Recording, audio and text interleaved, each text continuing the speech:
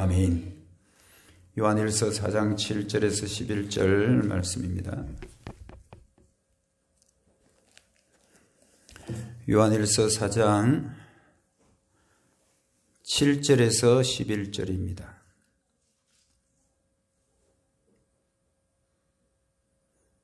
요한일서 4장 7절에서 11절 제가 봉독하겠습니다. 사랑하는 자들아, 우리가 서로 사랑하자. 사랑은 하나님께 속한 것이니 사랑하는 자마다 하나님으로부터 나서 하나님을 알고 사랑하지 아니하는 자는 하나님을 알지 못하나니 이는 하나님은 사랑이심이라. 하나님의 사랑이 우리에게 이렇게 나타난 바 되었으니 하나님이 자기의 독생자를 세상에 보내심은 그로 말미암아 우리를 살리려 하심이라. 사랑은 여기 있으니 우리가 하나님을 사랑한 것이 아니요 하나님이 우리를 사랑하사 우리 죄를 속하기 위하여 화목제물로 그 아들을 보내셨음이라. 사랑하는 자들아, 하나님이 이같이 우리를 사랑하셨은즉 우리도 서로 사랑하는 것이 마땅하도다. 아멘. 오늘 본문의 주제는 형제 사랑의 근거는 하나님의 사랑이다. 형제 사랑의 근거는 하나님의 사랑이다. 설교 주제는 이것입니다. 교회는 하나님의 사랑으로 복음을 받은 공동체이므로 서로 사랑해야 하는 것은 마땅하다. 교회는 하나님의 사랑으로 복음을 받은 공동체이므로 서로 사랑하는 것은 마땅하다. 지난 주일에는 구약의 말씀, 다윗의 이야기를 가지고 우리가 함께 나눴는데요. 다윗이 약속하신 하나님의 그 보좌를 받기까지 먼저 기름 부음을 받고 그 다음에 정상적인 왕으로 오르기까지 그 오랜 기간 동안 하나님으로부터 많은 연단을 받았죠. 연단 받으면서 그 당시 순간순간마다 많은 위기의 순간이 있었는데 그때 그 위기의 순간마다 하나님께서 그 다윗을 보호하셨습니다. 그런데 다윗을 보호하는 그 방법이 요나단과 그 미갈 이런 사람들 또 백성을 포함한 이런 사람들의 사랑을 통해서 그들의 사랑을 통해서 하나님의 보호를 받았다. 오늘날 우리 고난당하는 성도들도 성도의 사랑으로 하나님의 보호를 받아야 한다라는 그런 주제로 지난주에 말씀을 드렸고 그러면서 오늘은 좀 한 발짝 더 나아가서 이 사랑과 복음과의 관계는 어떤 관계일까? 사랑과 복음과의 관계는 어떤 관계일까? 이것을 오늘 좀 살펴보려고 합니다.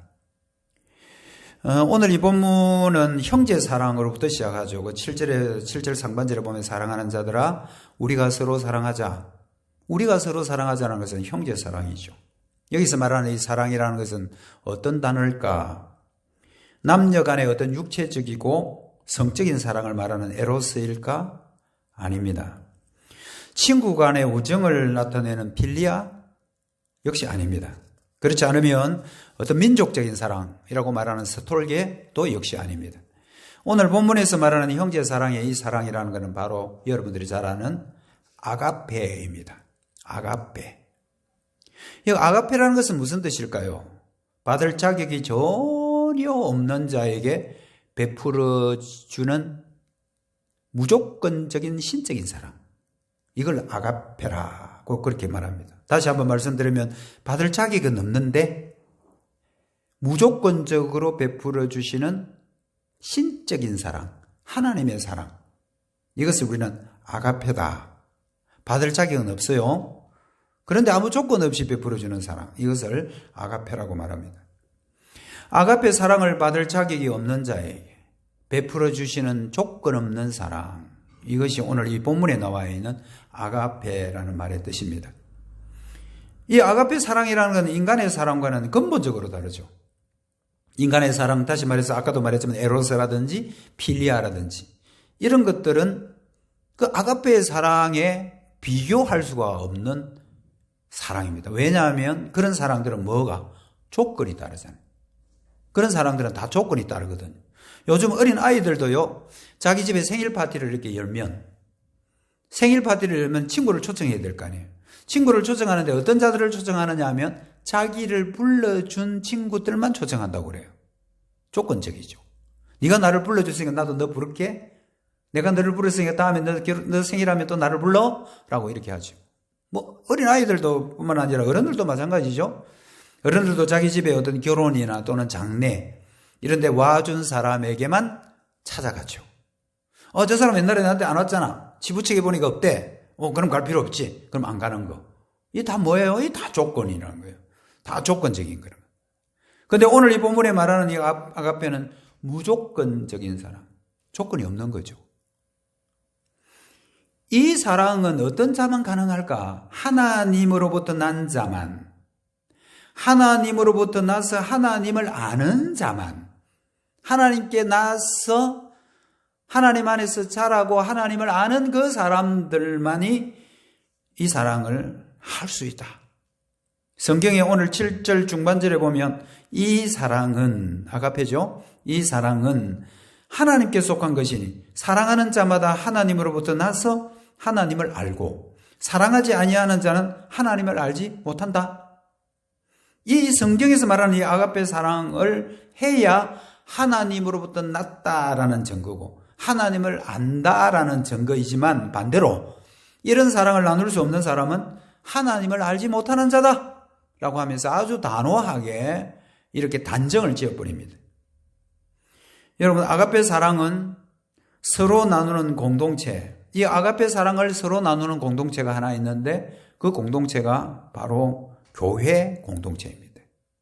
왜? 교회 공동체는 하나님께로 난 자들이 모이는 곳이고 그리고 하나님 안에서 자라서 하나님을 아는 자들만 모이는 그 공동체가 교회 공동체이기 때문에 이런 사랑은 하나님께로부터 났고 하나님을 아는 자들만 나누는 사랑이므로 이런 사랑이 교회 공동체 안에 있다. 자, 그렇다면 교회 안에서 나눌 수 있는 이 사랑은 과연 우리가 만들어낼 수 있는 사랑이냐? 이 아가페 사랑을 우리가 학문을 통해서 우리의 경험을 통해서 만들어낼 수 있는 사랑이냐? 이 사랑의 근거는 어디 있을까? 8절 하반절과 9절 상반절에 보면 이런 말씀이 있습니다. 이는 하나님은 사랑이시다. 하나님이 사랑이다. 이런 뜻이고요. 하나님의 사랑이 우리에게 이렇게 나타난 바 되었기 때문에 그 교회 공동체에 속해 있는 사람들만 서로 나눌 수 있는 이 사랑이다. 왜? 하나님이 사랑이시고 그리고 하나님의 사랑이 우리에게 나타난 바 되었기 때문에 그렇다. 교회 안에 서로 아가페 사랑을 나눌 수 있는 이유는 하나님이 사랑이기 때문이고 하나님의 그 사랑이 교회 가운데 뭐 했다고요? 나타났다. 그러므로 하나님으로부터 난 자, 그 안에서 자라서 하나님을 아는 자만이 아가페의 사랑을 서로 나눌 수 있는 것입니다. 여러분도 우리도 잘 알다시피 사랑이 넘치는 가정들이 있잖아요. 참 남들에게 그 가정 안에 사랑이 막 넘치는 이런 가정에서 자란 그 자녀들은 사랑을 할 줄 알아요. 사랑이 넘치는 부모를 보고 그 부모를 아는 자녀들도 역시 그들 안에 사랑이 있음을 우리가 발견하게 되죠. 교회가 서로 사랑할 수 있는 이 하나의 근거는 바로 하나님의 사랑이기 때문이고 하나님이 그 사랑을 교회에 나타내 보이기 때문이다. 여러분, 나타났다는 이 말이 좀 재밌는 단어예요. 이 단어는 어떤 뜻을 갖고 있냐면 원래는 감춰져 있었는데 그래서 잘 몰랐는데 나중에 드러나게 되는 거. 본래는 그게 잘 감춰서 안 보여요. 그런데 나중에 그게 모든 사람들에게 확연히 이렇게 드러나게 되는 이것을 오늘 성경에서 나타났다 이렇게 말합니다. 여러분, 그런 사람들 많잖아요. 이름이 전혀 없는 사람이었습니다. 그런데 어느 날 갑자기 이 사람이 유명한 사람이 되어버렸습니다. 전혀 무명한 사람이 유명한 사람이 되어서 모든 사람들에게 알려지는 이것이 오늘 성경에 나타났다라는 말의 뜻이에요. 예를 들자면 마가복음 6장 14절에 보면 이런 말씀이 있습니다. 예수님의 이름이 드러난지라. 예수님의 이름이 드러난지라 이 말이 나타났다는 말과 똑같은 단어거든요. 어떤 뜻이에요? 예수님이 한간 나사렛 촌 동네에서 정말 이름도 없이 빛도 없이 목소의 아들로 태어나서 그냥 그렇게 살다가 어느 날 갑자기 이 현장에 나타나면서 그 예수라는 사람이 귀신을 쫓아내고 병든 사람들을 막 고치고 이러거든요. 그러니까 예수라는 이름이 사람들에게 알려지기 시작했다. 드러나기 시작했다. 이 말이 오늘 나타났다는 말에 참 좋은 설명이 될 것입니다. 감추어져 있던 하나님의 사랑이 교회 가운데 나타나게 되면서 교회 안에는 서로가 사랑을 주고받는 관계가 되었다. 사랑을 받아본 사람이 사랑을 할 줄 안다라는 말도 있죠. 그 가정에 사랑이 나타나게 되면 그 가정 공동체도 서로가 사랑할 줄 알게 됩니다. 교회 안에서 아가페 사랑을 서로 나눌 수 있다는 말은 교회가 먼저 하나님으로부터 이 무조건적인 사랑을 받았기 때문에, 그래서 교회 안에 사랑이 있을 수 있고 그 사랑의 공동체가 교회가 되는 것입니다.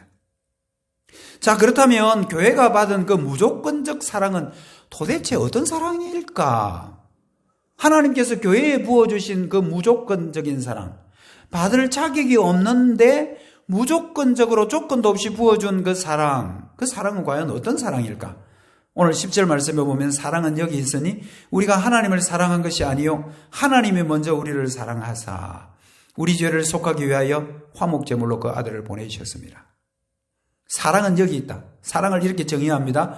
우리가 하나님을 사랑한 것이 아니고 하나님이 먼저 우리를 사랑하셨기 때문에 저는 이 사랑을 뭐라고 명명하느냐 하면 먼저 사랑이다. 먼저 사랑. 받을 자격이 없는 자들을 먼저 사랑하셨다는 말이죠. 받을 자격이 없는 사람인데 하나님이 먼저 찾아오셨다는 말이죠. 사실 우리는 하나님과 사랑할 수 없는 관계입니다. 왜 그렇습니까? 우리 인간은 모두 다 죄인이니까요.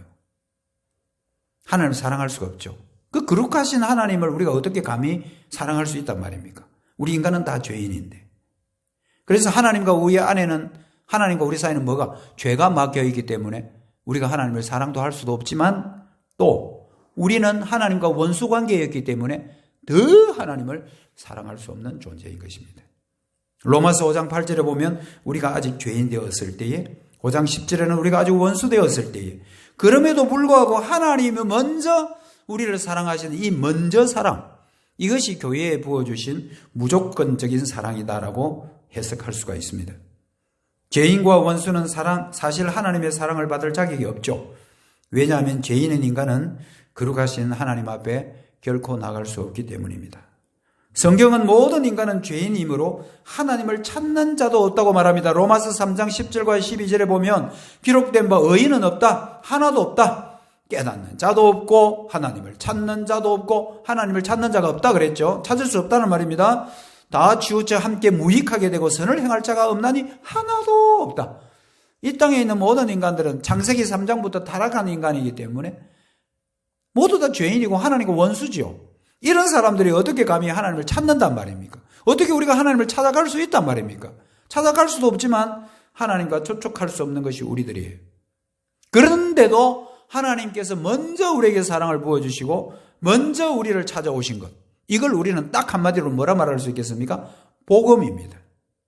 이런 놀라운 사랑을 교회가 받았기 때문에 교회 안에는 서로를 사랑할 수 있게 된 것입니다.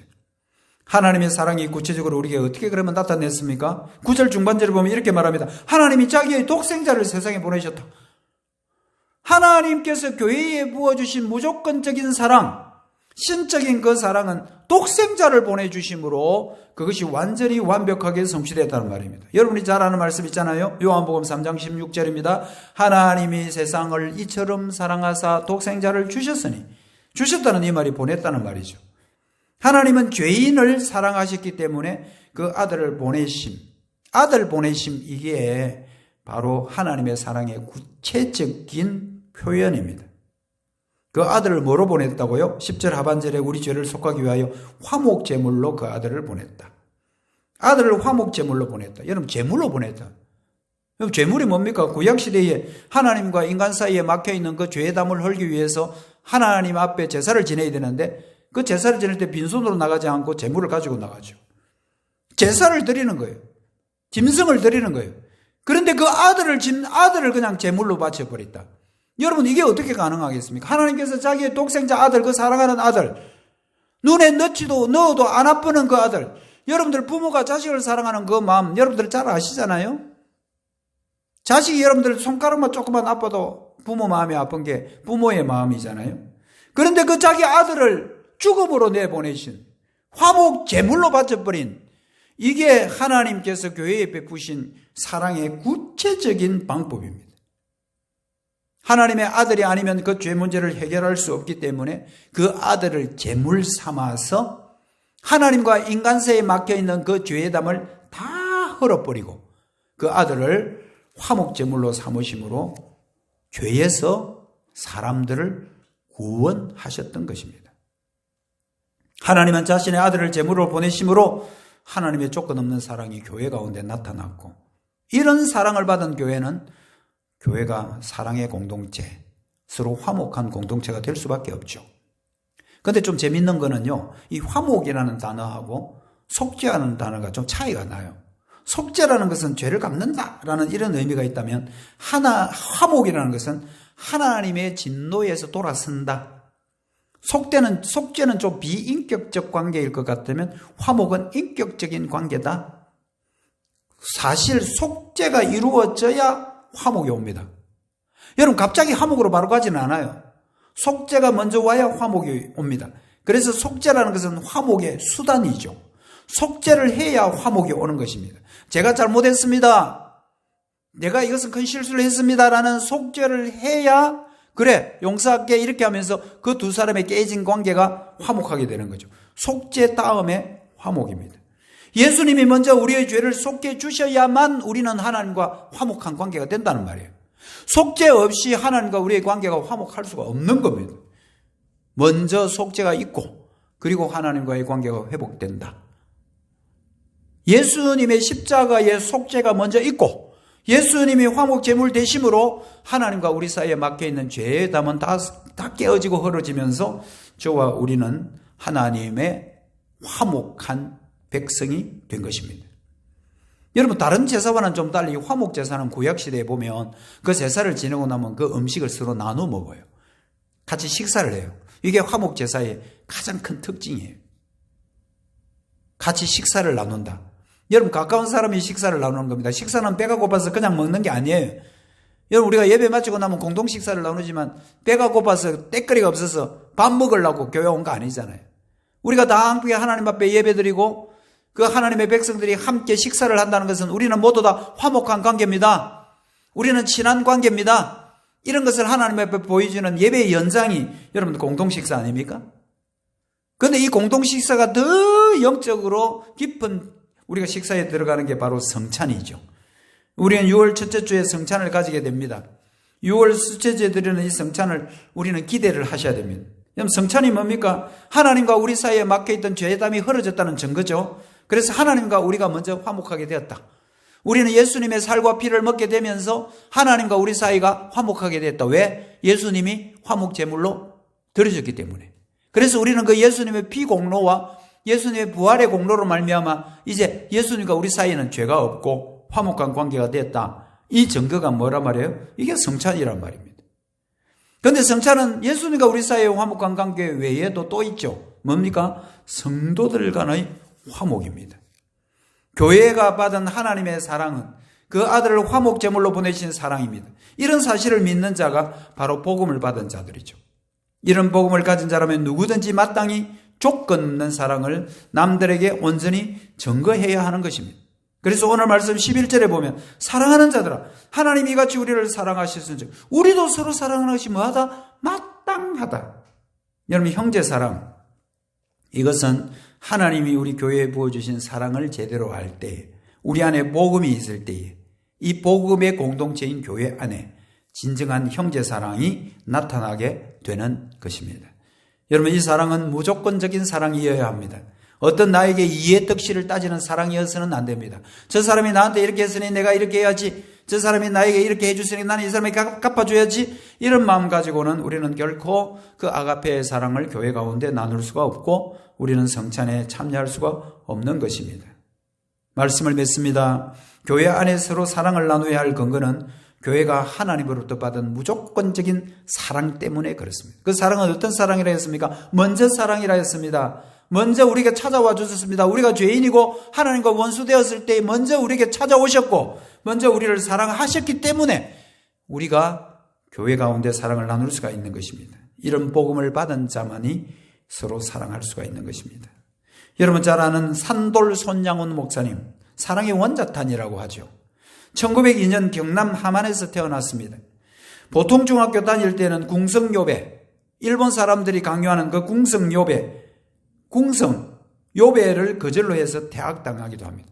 1938년에 평양 장로회 신학교에 졸업을 하고 여수에 있는 애양원 교회에서 봉사를 하기 시작합니다. 1940년에는 신사참배에 반대해 감옥에 갇혔다가 45년 해방과 함께 추록된 추록성도이기도 합니다.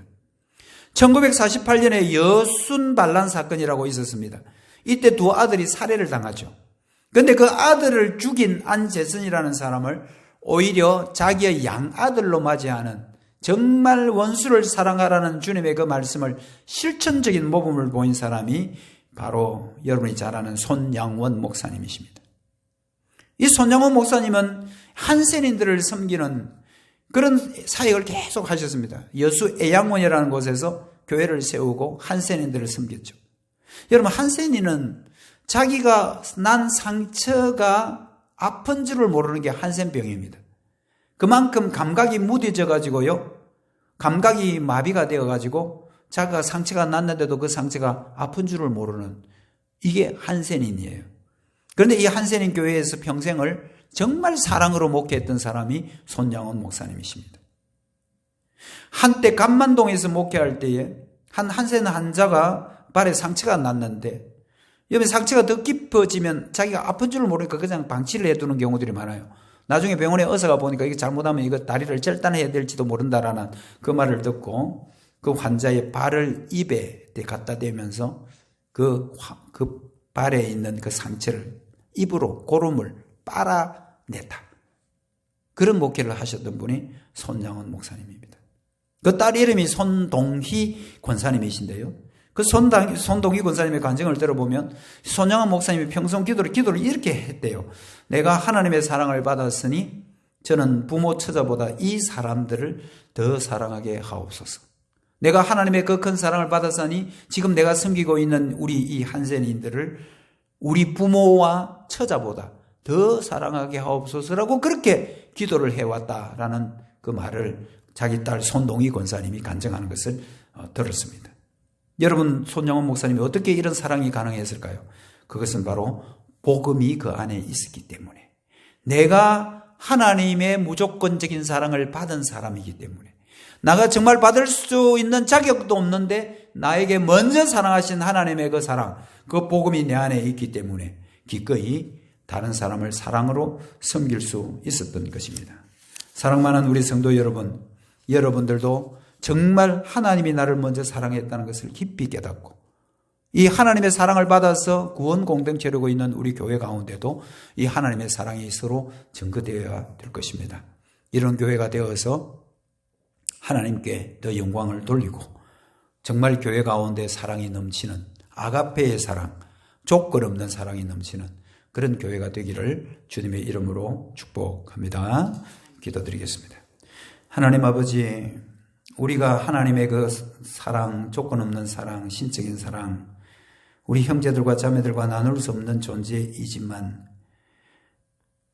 하나님이 우리를 먼저 사랑했을 때는 이 사랑 때문에 우리가 교회 공동체를 이루고 있고, 이 교회 공동체에 하나님의 사랑이 있기에 우리도 기꺼이 다른 성도들과 사랑을 나눌 수 있는 그런 공동체임을 저희들이 믿습니다. 예수님께서 우리를 위하여 십자가를 지시고 죽어주심으로 우리의 죄를 속하시고, 우리의 죄를 속하심으로 이제 하나님과 우리의 관계가 화목해져서 저희들은 하나님과 화목한 관계 속에 살아가고 있음을 감사를 드립니다. 오늘 이 자리에 있는 모든 주의 백성들, 정말 예수 그리스도의 놀라운 사랑을 깊이 깨닫고 복음이 깊이 뿌리를 내리고 있는 성도들이라면 이 교회 가운데 진정한 아가페의 사랑이 계속 증거되어지고, 이런 사랑들이 교회에 차고 넘치는 귀한 은혜가 있게 하여 주시옵소서. 6월 첫째 주에 성찬식을 앞두고 있습니다. 이 성찬을 마음으로 잘 준비하는 우리 모든 성도들 되게 하시고, 혹시 아직까지 서로가 용서하지 못하고 사랑하지 못하는 관계들이 있다면 다 회복되어져서 기쁨의 축제와 같은 성찬에 참여하는 우리 교회가 되게 하여 주시옵소서. 예수님의 이름으로 기도드립니다. 아멘. 바로 강복 선언하겠습니다. 삼위일체 하나님, 세 위격을 가지고 있지만 동일하신 본체이신 하나님, 우리는 삼위일체의 하나님의 그 먼저 사랑으로 구원을 받고 하나님의 자녀가 되었습니다. 지금 저와 여러분은 사랑의 공동체인 교회에 몸담고 있습니다. 이 놀라운 사랑을 받은 우리들이기에 우리는 기꺼이 이 사랑을 다른 사람들에게 전달하고 함께 나눌 수 있는 관계가 되었습니다. 삼위 하나님이 우리와 함께 하셔야만 우리는 이런 사랑을 계속 나눌 수가 있는 것입니다. 한 주간 동안 하나님의 사랑이 그리고 하나님의 그 놀라운 은혜가 여러분들에게 있을 것입니다. 삼위 하나님의 복을 받으시겠습니다. 주 예수 그리스도의 은혜와 하나님의 사랑과 성령의 교통하심이 너희 무리와 함께 있을지어다. 아멘.